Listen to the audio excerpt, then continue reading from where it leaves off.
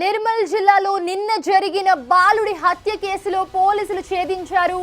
చిట్యాల్ గ్రామంలో అడ్డిగా రిషి అనే బాలుడిని గ్రామ చెరువు శివారులో బండరాళ్లతో కొట్టి దారుణంగా హత్య చేశారు దుండగులు. అయితే ఈ దారుణానికి పాల్పడింది అదే గ్రామానికి చెందిన రాజేశ్వరిని గుర్తించారు పోలీసులు. బాలుని లైంగికంగా వేధించినట్లుగా గుర్తించారు. ఈ విషయాన్ని మరెవరికైనా చెప్తాడనే భయంతోనే బాలుని బండరాయితో మోది హత్య చేశాడు. హత్య జరిగిన 24 గంటల్లో పోలీసులు ఈ కేసును ఛేదించారు. ఇప్పటికే నిందితుడిని అరెస్ట్ చేసి రిమాండ్కు తరలించారు. నిన్న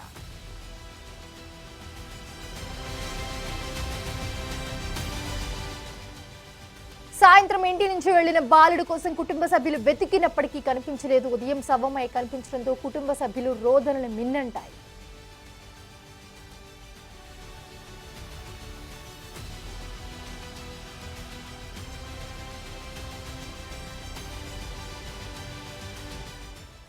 సాయన్ ఉన్నారు అందుబాటులో మరిన్ని అప్డేట్స్ అందించడానికి. సాయన్, అసలు ఏం జరిగింది? బాలుడిని హత్య చేసినట్లుగా చెప్తూ ఉన్నారు, లైంగిక దాడి కూడా జరిగిందని చెప్తున్నారు.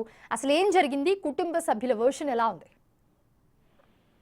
మౌనిషా, నిర్మల్ జిల్లా నిర్మల్ రూరల్ మండలం చిట్యాల గ్రామ శివారులో చెరువు వద్ద బాలుడి హత్య కేసును 24 గంటల్లోనే పోలీసులు ఛేదించారు. బాలుడి తల్లి ఇచ్చిన ఫిర్యాదు మేరకు కేసు నమోదు చేసి దర్యాప్తు పోలీసులు చేపట్టారు. ఘటన స్థలాన్ని ఎస్పీ జానకి శర్మిల పరిశీలించారు. సో ఏఎస్పీ కూడా సాంకేతిక పరిజ్ఞానాన్ని ఉపయోగించి నిందితులని అదుపులోకి తీసుకున్నారు.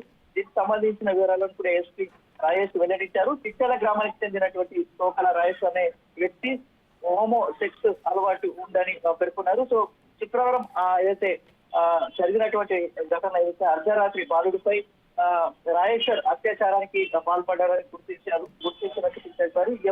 ఎవరికైనా బాలుడిపై అత్యాచారం చేస్తారు, ఎవరికైనా చెప్తాడని భయంతోనే మద్యం మత్తులోనే బాలుని బండరాయితో కొట్టి హత్య చేసినట్లు కూడా పేర్కొన్నారు. నిందితుని అదుపులోకి తీసుకొని రిమాండ్ కూడా తరలించినట్టు తెలుస్తుంది. సో 24 గంటల్లోనే కేసు ఛేదించారు పోలీసులు.